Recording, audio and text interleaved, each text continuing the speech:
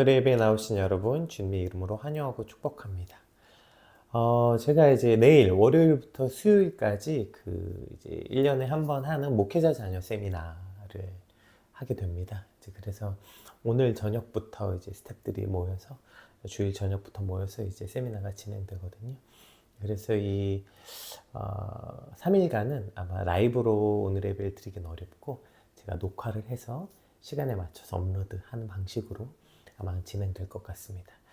세미나 진행되면 늘 이제 아시다시피 목소리가 이제 많이 좋아지지 않고 그런 상황 가운데서 또 세미나 또 아침 예배 진행해야 되니까 여러분 혹시 조금 불편하시더라도 양해해 주시고 또 생각나시면 또 잘 감당할 수 있도록 여러분 기도해 주시길 부탁드리겠습니다. 오늘 우리에게 주시는 하나님의 말씀 함께 살펴보겠습니다. 요한복음 11장 36절에서 44절까지 말씀입니다. 이에 유대인들이 말하되 보라 그를 얼마나 사랑하셨는가 하며 그중 어떤 이는 말하되 맹인의 눈을 뜨게 한 이 사람이 그 사람을 죽지 않게 할 수 없었더니 하더라. 이에 예수께서 다시 속으로 비통히 여기시며 무덤에 가시니 무덤이 굴이라 돌로 막았거늘 예수께서 이르시되 돌을 옮겨 놓으라 하시니 그 죽은 자의 누이 마르다가 이르되 주여 죽은 지가 사흘이 되었음에 벌써 냄새가 나나이다. 예수께서 이르시되 내 말이 내가 믿으면 하나님의 영광을 보리라 하지 아니하였느냐 하시니 돌을 옮겨 놓으니 예수께서 눈을 들어 우러러 보시고 이르시되 아버지여 내 말을 들으신 것을 감사하나이다. 항상 내 말을 들으시는 줄을 내가 알았나이다. 그러나 이 말씀하옵는 것은 둘러선 무리를 위함이니 곧 아버지께서 나를 보내신 것을 그들로 믿게 하려 함이니이다. 이 말씀을 하시고 큰 소리로 나사로야 나오라 부르시니 죽은 자가 수족을 배로 동인 채로 나오는데 그 얼굴은 수건에 쌓였더라. 예수께서 이르시되 풀어놓아 다니게 하라 하시니라. 아멘. 오늘 본문은 우리가 이제 그동안 살펴보았던 금요일부터 이제 살펴봤던 나사로 이야기의 그 클라이막스, 죽은 나사로가 살아난 장면이 기록되어 있습니다. 이제 우리가 금요 예배 때 이제 살펴봤죠. 나사로와 특히 이제 마리아 마르다 이 3남매가 예수님의 특별한 관계 속에 있었고, 근데 그런 특별한 관계 속에 있었던 나사로가 죽었습니다. 그리고 이제 예수님께 이제 나사로가 병에 걸렸다는 이야기를 듣고 예수님께서는 나사로를 살리러 가시면서 바로 가시지 않고 이틀이나 더 유하시다가 나사로에게로 갑니다. 그리고 그 사이에 나사로는 오늘 본문에 기록된 대로 죽었고 이미 장사가 되었습니다. 이러한 이유는 예수님께서 나사로에게 가신 이유는 고치러 가신 게 아니라 살리러 가셨기 때문이다 라고 이제 우리 금요 예배 때 같이 나누었죠. 자, 그러면 나사로를 살리러 가시는 예수님의 마음과 표정이 어땠을까? 기억나시죠? 마지막에 예수님이 뭐라 그래요? 내 친구 나사로가 잔다. 그래서 나사로에게 가자. 자, 이제 나사로에게 가자 하실 때 예수님 표정이 어떨까요? 예수님이 이미 나사로가 죽을 것도 아셨고 가서 살리실 것도 아셨어요. 그럼 어떤 얼굴로 나사로에게 갔을까요? 그러니까 뭐 우리 인간이라면 뭐 살릴 가능성도 있고 못 살릴 가능성도 있다. 뭐 살릴 가능성이 90%지만 못 살릴 가능성도 10% 있다. 이래야 불안한 거잖아요. 근데 예수님은 그런 불안하실 일이 없으신 분이죠. 예수님이 살리시겠다. 그럼 그냥 100% 사는 거예요. 그럼 예수님이 여기 가실 때 어떤 표정이셨겠냐고요. 사람들이 슬퍼하고 슬픔에 잠겼을 때 아니 가자! 뭔가 이렇게 당당하고 뭐 이렇게 기쁨이 뭐 이런 좀 활기찬 모습으로 가자! 뭐 이런 거 아니에요? 예수님은 살리러 오셨고 불확실성 같은 게 없으니까요. 그렇게 예수님이 오셨는데 사람들이 막 울어. 그럼 어땠을까요? 왜 우냐? 나사로 데려와라! 살리시게! 뭔가 이런 서프라이즈, 당당함 뭐 이런 뉘앙스나 분위기였어야 하는데 오늘 본문의 분위기는 그러한 우리의 기대와 사뭇 다른 분위기로 전개가 됩니다. 우리 36절, 37절 한번 읽어볼게요. 이 유대인들이 말하되 보라 그를 얼마나 사랑하셨는가 하며 그중 어떤 이는 말하되 맹인의 눈을 뜨게 한 이 사람이 그 사람은 죽지 않게 할 수 없었더냐 하더라. 지금 예수님이 오늘 본문에 뭐라고 기록되어 있냐면 어떤 사람들은 한쪽에서 야 예수님이 나사로 얼마나 사랑했는지 봐봐 이렇게 하고 또 한쪽에서는 예수님을 비아냥거리죠. 야 맹인의 눈은 고치면서 나사로 죽지 않게는 못했대냐? 이렇게 비아냥거리죠. 갑자기 왜 이런 일이 일어났는가? 이게 발단이 된 사건이 있어요. 오늘 본문은 아니지만 주일 본문의 맨 마지막 절 35절 이것 때문에요. 예수께서 눈물을 흘리시더라. 이 짧은 한 절, 예수께서 눈물을 흘리시더라. 예수님께서 나사로를 찾아와서 죽은 나사로를 보시고 우셨어요. 자, 이렇게 눈물을 흘리시는 예수님을 보고 난 사람들의 반응이에요. 한쪽에서는 예수님이 우시는 걸 보고, 야, 저렇게 우는 걸 보니 나사로를 정말 사랑했나 봐, 이렇게 얘기하고, 한쪽에서는 야, 사랑하면 뭐하냐, 그럼 일찍 와서 살리든지 죽지 않게 하든지, 맹인도 고쳤으면서 나사로는 못 고치냐, 이렇게 비아냥거렸다는 것이죠. 그리고 이러한 그들의 모습을 보시고 예수님께서 38절, 이에 예수께서 다시 속으로 비통히 여기시며 무덤에 가시니 무덤이 구리라 돌로 막았거늘. 이에 다시 속으로 비통히 여기셨다. 그러니까 지금 오늘 본문 뉘앙스는 어떻게 됐어요? 예수님이 울고 계시고 다시 비통히 여기셨다. 다시 슬픔에 잠겨있다. 이런 것들이 기록되어 있죠. 내 친구 나사로가 잔다. 이제 고치러 가자. 자, 이렇게 시작해서 우셨는데 왜 우시고 왜 비통해 하는 걸까? 그 이유가 뭘까요? 우리 아까 읽었던 이 35절에 이 짧은 한 절에 바로 예수님의 그 모든 핵심과 마음이 다 담겨 있어요. 예수께서 눈물을 흘리시더라. 이 한 절에 예수님의 마음이 가장 깊이 드러나는 강력한 메시지를 담고 있죠. 자, 나사로가 다시 살아날 것을 아셨지만 그럼 예수님은 왜 우셨을까요?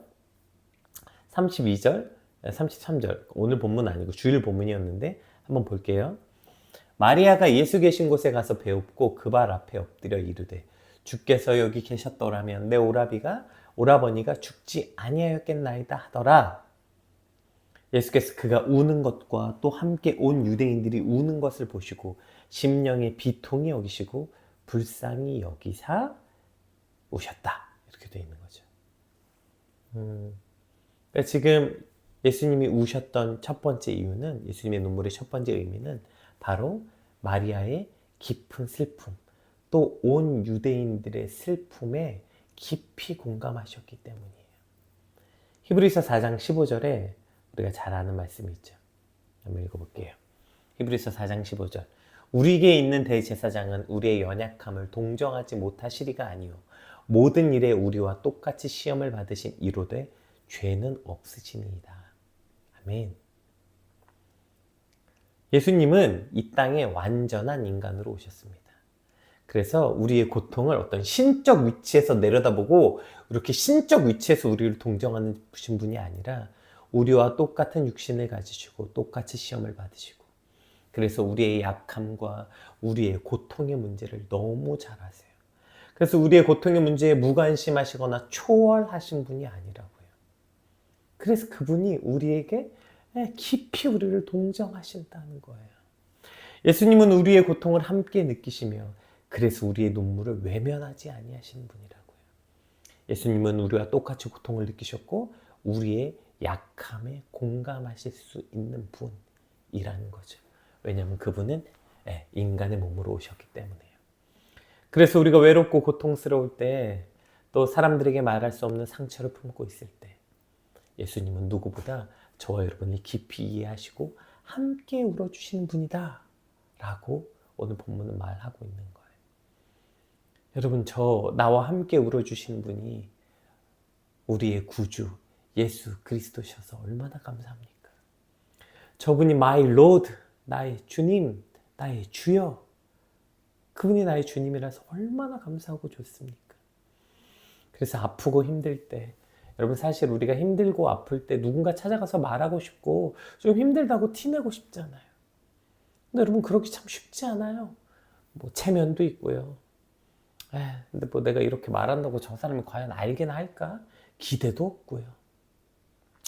그래서 그냥 괜찮은 척 이렇게 살고 있지만, 그러나 우리 안에 있는 그 깊은 슬픔, 그 절망, 그 누구한테 가서 내보이겠어요. 특히 이제 제가 상담 받을 때, 제가 이제 신대원 다닐 때 신대원 수업 중에 상담 받는 시간이 있었거든요.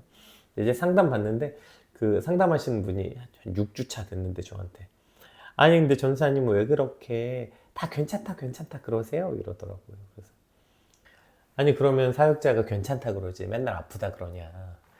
또 이제 그분이 아 그럼 어때요? 이러더라고요. 그래서 제가 만약에 그러면 상담사님 교회 제가 담임 목사인데 제가 맨날 성도들 앞에서 여러분 목사 너무 힘듭니다. 여러분 목사가 얼마나 힘든지 압니까? 여러분 저 힘들어 죽겠습니다. 이런 목사한테 신뢰가 가겠냐? 이런 목사의 아픔을 여러분이 공감하겠냐? 물어봤더니 자기 너무 좋을 것 같다고 목사님 그러면 이제 그러시더라고요. 뭐 지금도 잘 이해는 안 되지만 여러분 과연 정말 좋을까요? 사람들 앞에 우리가 아무리 힘들다 심지어 가장 사랑하는 친구나 가족들도 때로는 우리 아픔에 전혀 공감하지 못할 때가 있잖아요. 응? 쟤 왜 울지? 멀뚱히 쳐다보는 순간들을 혹은 싸늘하게 쳐다보는 시선들을 우리가 살면서 얼마나 많이 경험합니까? 그러나 우리 예수님은 어떤 사람보다 우리의 고통을 잘 아시고 내 눈물을 아시고 에이 그 왜 우냐 이런 분이 아니라 같이 우는 거 같이 우는 거. 여러분 이게 최고 아니에요? 여러분 누군가에게 위로 받아보셨죠? 그때 울 때 와서 에이 괜찮아 토닥여주고 휴지 주고 그거 말고 최고의 눈물이 뭐예요? 그런 거 있잖아. 저도 종종 경험하는데 어떤 사람이 아프다고 말할 때 저도 모르게 제가 눈물이 이렇게 그런거리면 제가 눈물이 차는 걸 보고 그 말하던 사람이 갑자기 눈물을 쏟아내는 경험들. 왜일까요? 그 사람의 아픔에 공감한다는 건 말이 아니에요. 아유 너 힘들지. 그래 너 참 많이 아팠겠다 아니라 그냥 그 사람이 아프다는 말에 직관적으로 내가 같이 우는 거예요. 이게 내가 당신의 아픔에 공감합니다. 100마디 말보다 훨씬 더 깊은 공감 아니겠어요? 오늘 예수님이 그런 거예요. 아이고 그래 내가 너무 늦었니? 괜찮아 내가 다시 살려줄 거니까 얘야 괜찮단다. 위로가 아니라 그냥 그들의 슬픔에 그냥 우시는 거예요. 그들의 눈물에 대한 답이 예수님의 눈물이었다고요. 얼마나 감사합니까? 그래서 여러분 그분은 우리의 연약함에 대해서 동정하지 못하실 리가 아니에요. 우리 연약함 때문에 울 때 그분은 그냥 직관적으로 같이 울어주시는 분이에요. 그러니 우리의 고통과 슬픔 앞에 숨을 이유가 뭐가 있겠습니까? 우리가 아프고 힘들면 자꾸 동굴 같은 데 들어가려고 하잖아요. 숨으려고 하잖아요. 여러분 숨지 마시고 우리의 대제사장 예수 그리스도는 우리의 연약함을 동정하지 못하시리가 아니오니 그분 앞에 나와서 나의 눈물이 그분의 눈물이 되고 그 눈물이 우리의 위로와 소망이 됨을 경험하게 되시길 주님의 이름으로 축복합니다. 그분이 우리의 눈물에 눈물로 대답하신 것, 이것이 예수님의 눈물의 첫 번째 의미였다면 또 다른 의미가 있습니다. 예수님의 눈물은 단지 그냥 공감만 해서 울어주셨던 눈물은 아니었어요. 38절 다시 한번 읽어볼게요. 이에 예수께서 다시 속으로 비통히 여기시며 이렇게 되어 있죠. 다시 비통히 여기셨다. 이 말은 이미 이전에도 비통히 여기셨다는 거 아니에요. 우리가 아까 봤던 33절에 이미 예수님이 우실 때 이렇게 얘기하죠. 예수께서 그가 우는 것과 또 함께 온 유대인들이 우는 것을 보시고 심령의 비통히 여기사 33절에 이미 비통히 여기셨죠. 그리고 오늘 35절에 다시 비통히 여기셨다 이렇게 되어 있는데 이게 이제 오늘 우리가 본 이 개역 개정에는 비통히 여기셨다 이렇게 되어 있는데 이게 옛날 성경 있잖아요. 개역 한글. 그게 조금 더 잘 표현되어 있는 것 같아요. 거긴 통분히 여기셨다 이렇게 돼서 통분히. 뭔가 좀 더 강력한 표현 같죠. 왜냐하면 이 비통히 여기다 이게 번역된 단어가 그 에네브라 메사토라는 단어인데요. 이게 이제 그 접두사 엔 그리고 이제 이게 두 단어가 섞인 거예요. 말이 콧숨을 거세게 쉬다 혹은 성나서 으르렁거리다 라는 단어와 크게 괴로워하다 이 두 가지 단어가 합쳐진 합성어예요. 그러니까 심령이 비통히 여기다 어떤 뉘앙스인지 아시겠죠? 그래서 이걸 라틴어 바이블에는 맹수가 으르렁거리다 이렇게 번역했어요. 예수님이 심령이 비통히 여기다는 건 그냥 비통히 여겨서 그냥 눈물을 탁 흘리는 게 아니라 그 어떤 그 막 으르렁거리는 것 같은 슬픔이었다는 거예요. 왜 예수님의 슬픔이 마치 이렇게 맹수가 우는 것 같이 표현했을까요? 이것이 바로 죄로 인해 죽음이 이 세상에 들어온 이 현실에 대한 그 메시아적 깊은 탄식과 분노였기 때문이에요. 하나님이 땅을 창조하시고 사랑하는 인간을 만드셔서 그들과 영원히 누리길 원했지만 죄로 인해 인간은 죽음의 고통이 찾아오게 되었죠. 완전하시고 영원하신 그분 앞에 떨어져 나옴으로부터 모든 인간은 이제 불완전한 결핍 속에서 살아가야 되는, 그 결핍이 바로 고통의 근원 아닙니까? 이 죄와 사망의 고통을 보시면서 이 전 인류에 대한 사망과 죄에 대한 그 메시아적 예수님의 탄식과 고통의 표현이 바로 저 눈물, 으르렁거리는, 맹수가 으르렁거리는 것 같은 예수님의 눈물이었다는 것입니다. 오늘 그 예수님이 우시는 걸 보고 두 가지 반응이 나오죠. 한편은 야, 저 우는 거 봐, 예수님이 나사로 정말 사랑했나 봐. 반대쪽에서는 야, 울지 말고 죽기 전에 와서 살렸어야지, 이런 조롱. 근데 여러분, 이게 어떤 쪽이든, 조롱하는 쪽이든 아, 예수님 정말 사랑했었나 봐든, 둘 다 이 의미는 뭐예요? 예수님의 눈물을 굉장히 소극적이고 무기력한 눈물로 여긴 거예요. 그러니까 이미 버스는 떠났다. 예수님이 이렇게 우시는 거 보니까 정말 사랑했나 봐. 예수님이 나사로 죽은 걸 보고 따당, 이럴 수가. 내 사랑하는 친구 나사로가 죽었다니. 우는 걸로 생각한 거죠. 그러니까 예수님 나사로 정말 사랑했나 봐. 또 반대쪽으로 에이, 저렇게 울면 뭐해? 죽기 전에 왔어야지. 둘 다 예수님의 눈물을 어떻게 생각한 거예요? 마치 모든 게 다 끝났고 그 끝나고 난 다음에 안타까움에 흘리는 체념의 눈물, 상실의 눈물로 여겼던 거예요. 그러나 여러분, 예수님의 눈물은 그런 눈물이 아니었어요. 이 땅의 사망에 대한 통분함. 그래서 그냥 그 눈물을 그냥 공감하고 아이고 어쩌냐, 아플 때 아이고 너 어쩌냐, 너 그런 일 생겨서 어쩌냐, 발을 동동 구리면서 아이고 어쩌냐, 이런 어떤 체념의 눈물이 아니었다고요. 예수님의 눈물은 어떤 눈물이에요? 사망에 대해서, 죽음에 대해서 마치 맹수가 으르렁거리듯이 분노하며 죽은 지 사흘이나 된 나사로를 향해 어떤 눈물이었어요? 나사로야, 일어나라!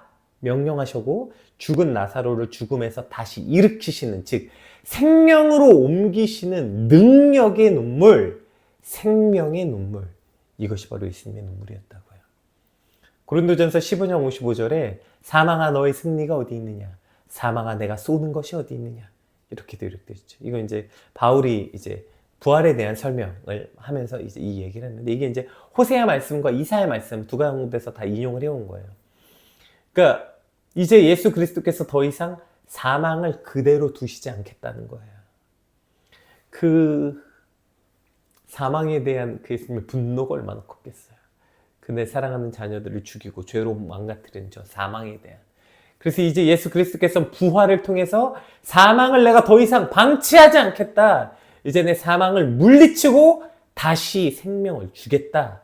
이 예수님의 선언이 부활이에요. 그래서 얘기하는 거야. 사망아, 너희 승리가 어디 있느냐? 사망아, 내가 쏘는 것이 어디 있느냐? 이제 이 사망 가운데 내 자녀들을, 내 백성들을 가만두지 않겠다. 내가 그 사망을 십자가의 죽음으로, 그리고 다시 부활하심으로 사망을 이기셨다는 선언. 이것이 바로 예수님의 부활 아닙니까? 이제 우리도 그렇기 때문에 고통으로도 환난으로도 죄로도 더 이상 죽지 않는다, 이거 보여주시는 거예요. 우리에게. 우리 금요예배 때도 나눴던 것처럼 이것이 단순히 나사로 한 사람 죽었다 살아난 얘기가 아니라, 예수 그리스도께서 이 땅에 오신 거 너희 고치러 온 거 아니라 사망으로 죽은 너희를 다시 살리기 위해서 왔다. 이제 그렇기 때문에 너희 고통 죽지 않아, 환난 죽지 않아, 죄로도 죽지 않아, 아니 죽어도 다시 산다. 이 믿음이 우리를 더 이상 두려움에 또 절망 가운데 그냥 내버려 두지 않고 오늘도 우리를 일어서게 하는 것입니다. 오늘 우리가 살고 있는 이 세상은 또 수없이 우리를 환난과 고통 속에 밀어 넣어요. 거기서 우리는 또 힘들어서 울고 또 실패해서 울고 여러 가지 절망을 만나고 옵니다. 그렇게 울고 있을 때 예수님이 오세요. 오셔서 우리의 눈물에 공감하시고 그분은 함께 울어주십니다. 그런데 그냥 그 눈물이 아이고 어쩌냐, 얘야 힘들어서 어쩌냐, 그냥 이런 소극적이고 체념의 눈물이 아니라 이 사망에 대한 통분의 눈물이에요. 내가 너 그 우시면서 네 사망 가운데 절망 가운데 너 절대로 가만두지 않는다. 내가 너를 다시 일으킬 거야. 내가 너에게 생명을 줄 거야. 이 생명의 눈물, 능력의 눈물. 여러분 그것이 오늘 저와 여러분의 눈물에 함께 울어주시는 예수님의 눈물의 의미입니다. 쓰러진 자에게 오셔서 같이 울어주세요. 그리고 그 예수님의 눈물로 우리는 다시 생명을 얻고 쓰러진 자에서 다시 일어나게 되는 것입니다. 오늘 그 예수 그리스도의 생명의 눈물이, 능력의 눈물이 오늘 저와 여러분을 다시 살게 하는 줄 믿게 되시길 주님이 축복합니다. 그 눈물이 우리를 향해 있어요. 그렇기 때문에 우리도 다시 살게 되는 것입니다. 절망 가운데 일어나시길 주님으로 축복합니다. 자, 이제 예수님이 이 눈물을 말씀하시고 우리 39절 그리고 이제 예수님이 이렇게 말씀하십니다. 예수께서 이르시되 돌을 옮겨 놓으라 하시니 그 죽은 자의 누이 마르다가 이르되 주여 죽은 지가 나흘이나 되었으며 벌써 냄새가 나나이다. 여러분 진짜 절망적이지 않아요? 벌써 시체 썩은 냄새가 나는 거예요. 다시 살아날 소망도 없는 거죠. 예수께서 이르시되 내 말이 내가 믿으면 하나님의 영광을 보리라 하지 아니하였느냐 하시니 돌을 옮겨 놓은 예수께서 눈을 들어 우러러 보시고 이르시되 아버지여 내 말을 들으신 것을 감사하나이다. 항상 내 말을 들으시는 줄 내가 알았나이다. 그러나 이 말씀하옵는 것은 둘러선 무리를 위함이냐 곧 아버지께서 나를 보내신 것들을 그들로 믿게 하려 함이니이다. 이 말씀을 하시고 큰 소리로 나사로야 나오라 부르시니 죽은 자가 수족을 배로 동인 채로 나오는데 그 얼굴은 수건에 쌓였더라. 예수께서 이르시되 풀어놓아 다니게 하라 하시니라. 아멘. 얼마나 놀라운 장면입니까? 네. 죽은 자가 살아난 거예요. 상상해보면 조금 무섭죠. 베옷을 이렇게 동동 마치 강시같이 돌돌 쌓은 그 사람이 일어나서 콩콩콩 다니는 거죠. 그랬더니 빨리 풀어줘라. 풀어서 그가 마음껏 다니게 하라. 이게 얼마나 놀라운 말씀입니까? 오늘 특별히 우리가 한 가지 이 본문에서 살펴보기를 원하는 건 마르다와 예수님의 대화예요. 예수님께서 이제 이미 그 무덤이 이제 당시에 굴을 파고 거기에 큰 돌을, 그래서 예수님 부활하실 때도 그 돌로 입구를 막았잖아요. 그렇게 참 입구를 막은 거예요. 그때 예수님 뭐래요? 돌을 옮겨 놓아라. 예수님이 오시자마자 우시고 심령이 비통히 여기신 다음에 돌을 옮겨 놓아라. 마리아가 뭐래요? 예수님 죽은 지 벌써 나흘이 돼서 냄새가 많이 납니다. 저기 이미 시체 썩은 냄새가 납니다. 저 흉한 곳에 왜 들어가십니까? 이런 얘기죠. 그랬더니 예수님 뭐래요? 내 말이 내가 믿으면 하나님의 영광을 보리라 하지 아니하였느냐? 이렇게 얘기해요. 여러분 마르다의 말이 뭐가 잘못됐습니까? 현실을 정확하게 알고 있잖아요. 나사로는 이미 죽었고 부패가 시작된 상태였어요. 지금 마르다의 말은 지극히 상식적이고 이성적인 판단이었어요. 근데 예수님이 뭐래요? 믿음은 뭐래요? 하나님의 영광을 보게 된다. 믿음은 너의 상식과 이성의 한계를 뛰어넘는 것이다. 이렇게 말씀하시는 거예요. 내가 믿으면 하나님의 영광을 보리라 하지 아니하였느냐? 돌을 옮겨 놓으라. 이건 여러분 뭐 예수님은 돌 못 옮기십니까? 예수님이 이렇게 샥 한 번만 해도 돌이 움직일 수 있죠. 근데 예수님은 뭘 하래요? 돌을 옮겨 놓으라고 명령하시는 거예요. 왜요? 바로 믿음의 순종을 요구하시는 거예요. 이건 단순히 무덤을 열라는 게 아니에요. 마르다 입장에서 그 돌을 옮긴다는 건 너무 어려운 결단이었을 거예요. 죽음의 냄새가 나는 그 돌을 옮기는 것. 거기 내 실패의 결과인 나사로가 들어있거든요. 저 돌을 움직이는 건 너무너무 힘든 일이었을 거예요. 어쩌면 그 돌은 마르다에게 상처의 돌, 절망의 돌, 포기한 돌이죠. 그걸 다시 건드린다는 건 여러분 너무 두렵고 힘든 일이에요. 우리 그래서 그냥 이렇게 굴려놓은 돌 하나씩 있지 않아요? 그거 치우기가 너무 무섭고 그거 치우려면 너무 두려워서 그냥 방치한 돌이요. 예수님 뭐래요? 그 돌을 옮기라. 이렇게 말 돌을 옮겨라. 오늘 우리 삶에 있는 돌은 무엇입니까? 무엇이 우리의 돌이에요? 실패의 돌, 상처의 돌, 두려움의 돌. 우리 안에도 이미 끝난 것 같아서 막아놓은 돌들이 있지 않아요? 예수님이 이 돌을 옮기래요. 오늘 이 돌을 옮기라는 주님의 말씀에 아멘으로 순종하고 돌을 옮길 때 그때 이 믿음의 역사가 일어났다고요. 여러분 믿음은 단순히 그래서 예수님 저 마음속으로 예수님 믿습니다. 믿음 아니에요. 믿음은 뭐예요? 돌을 옮기고 그것을 움직일 때 믿음이 되는 거예요. 그냥 저 예수님 믿어요 해놓고 마음속으로는 여전히 절망하고 여전히 실패의 자리에 있고 예수님 저 믿어요 말해놓고 여전히 기대하지 못하고 끝났다고 포기하고 오늘 예수님이 하나님의 영광을 보기를 원한다면 믿어야 된다. 믿음은 그냥 믿습니다라는 입술의 고백이 아니라 돌을 옮겨 놓아라 라고 말씀하세요. 그 돌을 옮기는 것 여러분 여기가 믿음의 출발이에요. 오늘 저와 여러분의 삶을 맡고 있는 그 돌들 그걸 옮기는 거예요. 끝났다고 포기하지 말고 우리에게 그 순종의 돌을 옮기라고 말씀하십니다. 어떤 돌이든 그것이 아무리 무겁고 실패와 절망의 돌일지라도 우리가 믿음으로 순종할 때 그 돌은 움직이게 되고 그 안에서 생명의 능력과 부활의 능력을 경험하게 될 줄 믿습니다. 오늘 받은 말씀 놓고 함께 같이 기도합시다. 오늘 그 예수님의 눈물이 무엇인지 주님 알게 하시고 그 눈물이 오늘 내게 있기에 우리가 다시 살 수 있고요. 그리고 그 눈물을 알았기에 이제 실패의 그 돌, 그 막아놓은 돌, 저걸 뭐하러 치웁니까?